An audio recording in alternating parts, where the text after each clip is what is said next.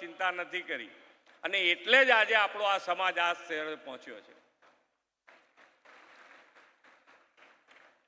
અત્યારે પવિત્ર પુરુષોત્તમ માસ ચાલી રહ્યો છે.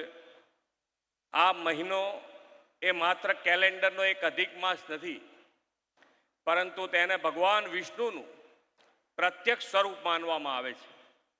આ માસમાં કરેલું દરેક સત્કાર્ય, દાન, સેવા, સમર્પણ અન્ય કોઈ પણ માસ કરતાં લાખો ગણું વધારે ફળ આપતું હોવાની આપણા ત્યાં માન્યતા છે.